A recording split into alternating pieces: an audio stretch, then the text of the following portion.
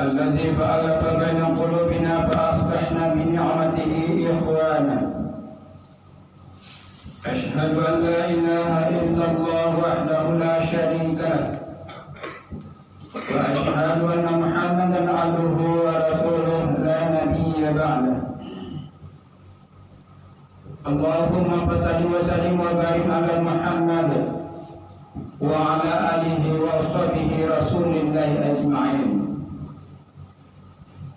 أما بعد فيا عباد الله اتقوا الله حق تقاته ولا تموتن إلا وأنتم مسلمون.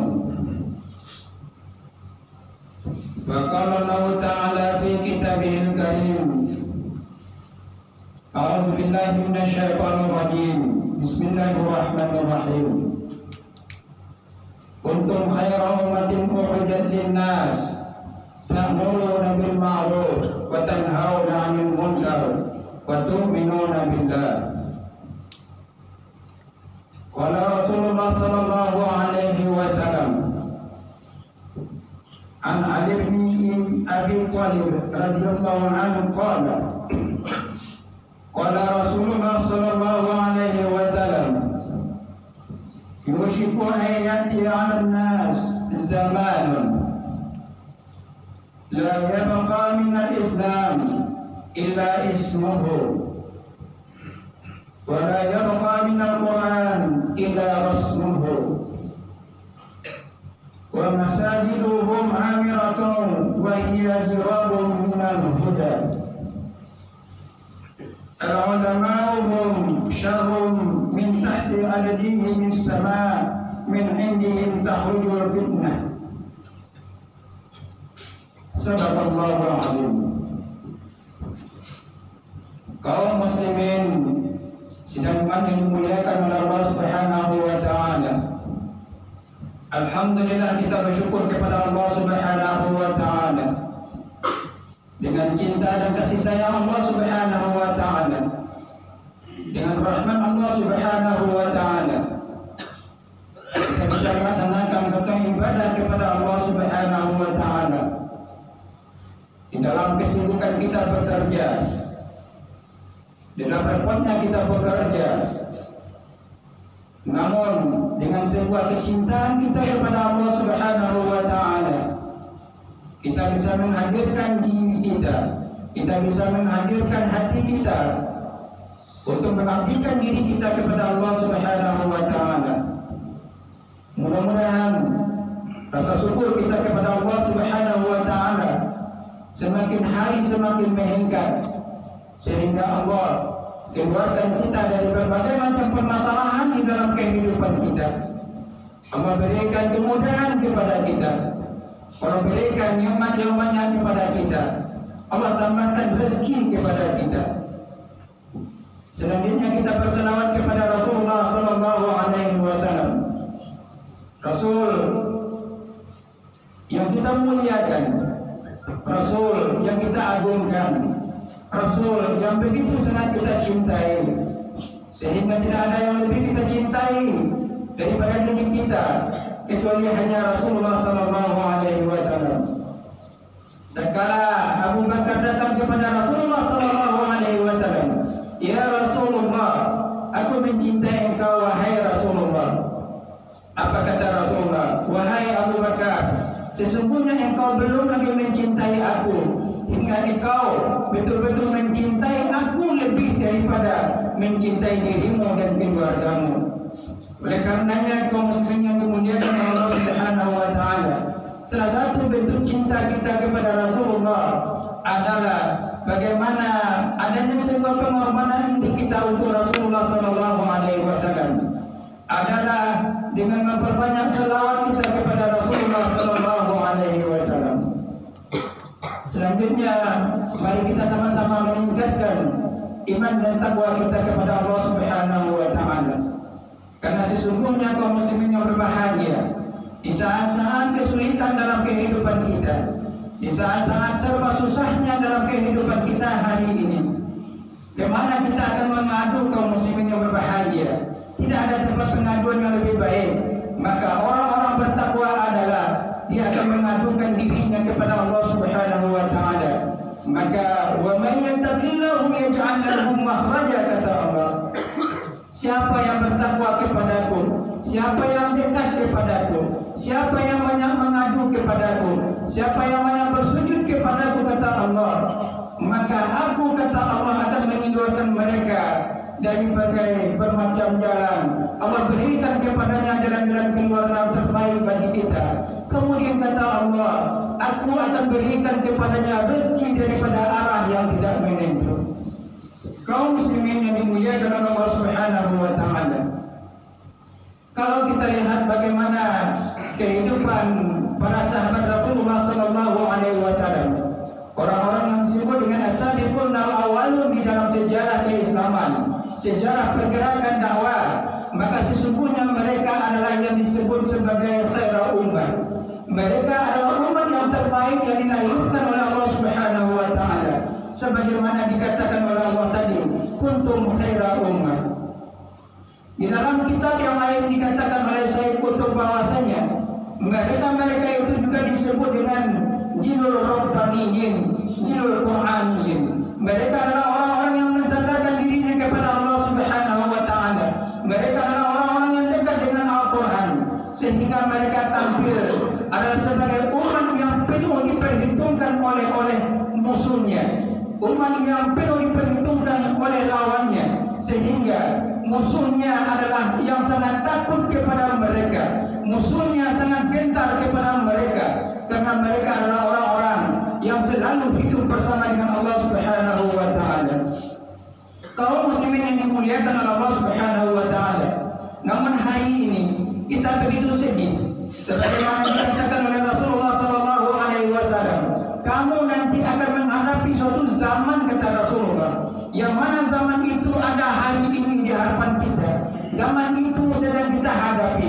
Zaman itu sedang berada di tengah-tengah kehidupan kita.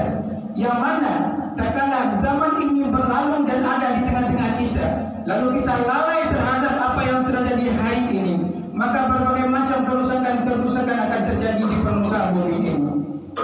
Sebagaimana dikatakan oleh Rasulullah sallallahu alaihi wasallam, sesungguhnya akan datang suatu zaman kepada manusia, kata Rasulullah, yang mana al-Islam la yabqa. Sesungguhnya Islam itu tidak akan hilang kecuali hanya tinggal nama, kata Rasulullah sallallahu alaihi wasallam. Islam akan ada terus menerus sampai hari kiamat. Tetapi kita hanya akan melihat bahwasanya nama-nama Islam saja yang ada. Tetapi umatnya adalah umat yang jauh daripada pengamalan nilai-nilai Islam. Kalau kita lihat betapa banyak umat Islam hari ini, Islamnya itu ada di KTP mereka. Tetapi tak kala kita lihat bagaimana umat Islam ini untuk mengamalkan nilai-nilai Islam, begitu menyedihkan hari ini. Kaum muslimin yang dimuliakan oleh Allah Subhanahu wa taala, kalau kita lihat bagaimana pengamalan nilai-nilai Islam, baik dalam diri kita, di dalam keluarga kita, dan di tengah-tengah umat dan masyarakat kita, sungguh menyedihkan hari ini. Yang mana umat Islam begitu jauh daripada nilai-nilai Islam. Coba kita perhatikan anak-anak kita hari ini. Bagaimana pula dengan istri-istri kita hari ini di rumah? Mereka hari ini begitu jauh. Mereka tidak segan untuk membuka aurat mereka untuk pergi kemana-mana. Mereka tidak segan untuk berpakaian dengan pakaian terbuka. Padahal kalau kita lihat siapa mereka, mereka adalah umat Islam. Maka tatkala umat Islam sudah meninggalkan nilai-nilai Islam, maka apa yang dikatakan oleh Yusuf Wahrawi, apa kata beliau? Sesungguhnya hari ini kita menyaksikan Islam itu berada dalam suatu lembah, umatnya berada dalam suatu lembah yang lain. Begitu jauhnya pemahaman umat Islam dengan apa yang terus terjadi pada hari ini. Kaum muslimin yang dimuliakan oleh Allah Subhanahu wa taala, tak kala umat Islam tidak lagi mengamalkan nilai-nilai Islam di dalam rumahnya, dalam kehidupannya sendiri, maka sesungguhnya dia akan mengalami berbagai macam persoalan di dalam kehidupan kita. ini kita menyadari kondisi seperti ini, salah satu hal yang harus kita lakukan adalah bagaimana kembali kita untuk menghidupkan Islam dengan bimbingan-bimbingan keagamaan, dengan tarbiyah-tarbiyah Islamiyah.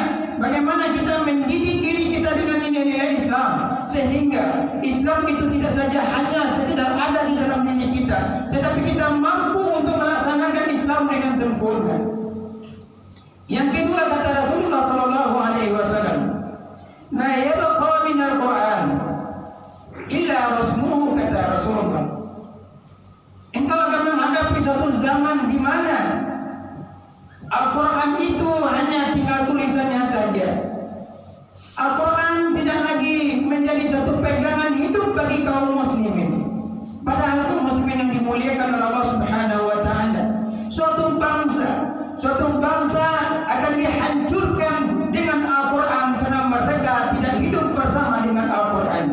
Suatu bangsa akan menjadi suatu bangsa yang maju apabila mereka hidup bersama dengan Al-Quran. Oleh karenanya kaum muslimin yang dimuliakan oleh Allah Subhanahu wa taala, apa yang dikatakan oleh Sayyid Qutb di dalam kitabnya Ma'alim fi Thariq, yaitu para sahabat Rasulullah sallallahu alaihi wasallam, mereka adalah generasi-generasi Al-Quran. Mereka menjadikan Al-Quran sebagai sandaran di dalam kehidupannya. Coba renungkan kaum muslimin yang dimuliakan oleh Allah Subhanahu wa taala. Kita yang hadir saja, berapa per hari kita sudah membaca Al-Quran?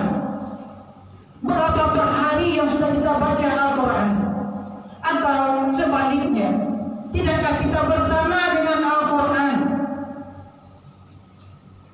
Walaupun sesibuk apapun kita di dalam sebuah perusahaan, maka sesungguhnya Al-Quran inilah yang akan memberikan satu penerangan kepada kita.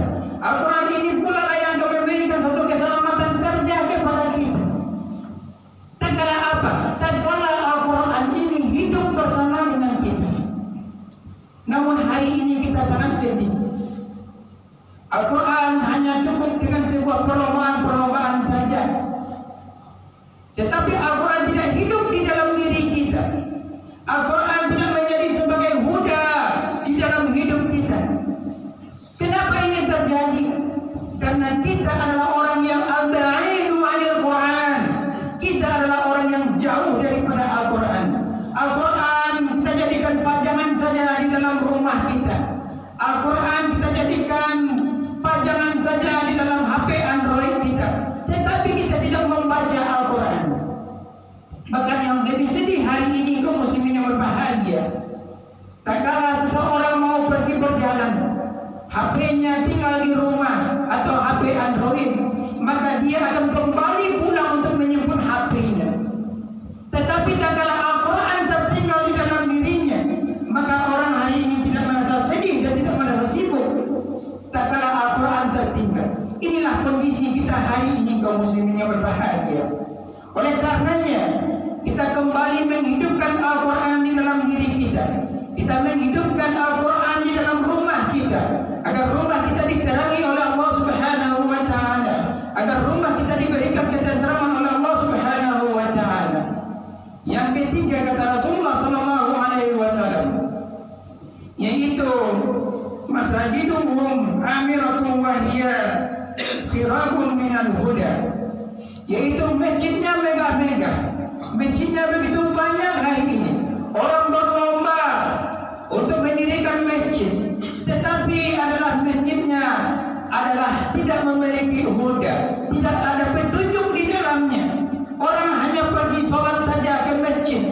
Setelah keluar daripada masjid, maka sikap perangai dan tingkah lakunya kembali seperti biasa. Ini menunjukkan bahwa masjid kita gagal, masjid kita mewah, masjid kita banyak kita bangun, akan tetapi jamaahnya adalah orang yang kosong daripada hidayah dari Allah Subhanahu wa taala.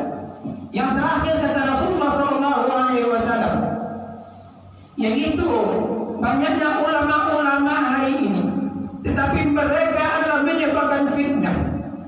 Mereka tidak memberikan ayoman kepada umatnya. Bahkan hari ini, bagaimana mereka menyelewengkan paham-paham keislaman. Mereka jauh daripada nilai-nilai Islam. Dan ini pula yang diajarkan kepada generasi-generasi kita, sehingga generasi kita hari ini adalah jauhnya pemahaman yang benar terhadap Islam. Kaum muslimin yang dimuliakan oleh Allah Subhanahu wa taala, kondisi yang seperti ini sedang kita hadapi pada zaman sekarang ini.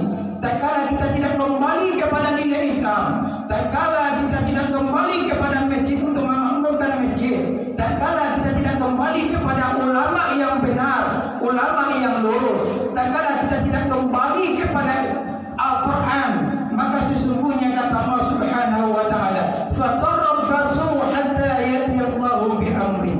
Maka sesungguhnya kata Allah, aku akan berikan kepadamu berbagai macam permasalahan di dalam hidupmu. Aku akan berikan kegelisahan kepadamu. Aku berikan kesusahan di dalammu. Maksiat begitu banyak merajalela di mana-mana. Coba kita perhatikan di kota kita saja, kaum muslimin yang berbahagia. Tak kala umat ini jauh daripada Al-Quran, jauh daripada Islam. Perhatikan tempat maksiat hari ini. Di mana-mana tempat maksiat berdiri. Di mana-mana orang gampang saja untuk melakukan zina. Di mana-mana orang akan melakukan berbagai macam pergaulan bebas. Kenapa ini terjadi? Karena umatnya jauh daripada pemahaman Islam. Untuk itu kaum muslimin yang dimuliakan oleh Allah Subhanahu wa taala, dalam khotbah yang sangat penting ini, khatib mengajak diri sendiri dan kita semua agar kita kembali memahami Islam yang benar. Kemudian kita hidup bersama dengan Al-Quran, lalu kita makmurkan masjid, dan mari kita sama-sama mengikuti ulama-ulama yang lurus dalam pemahamannya, ulama-ulama yang benar. Maka sesungguhnya Allah akan memberikan kemenangan itu kepada kita. Karena sesungguhnya Islam itu adalah mulia, Islam itu adalah tinggi, Islam itu adalah mulia dan tinggi. Tidak ada yang lebih mulia daripada Islam.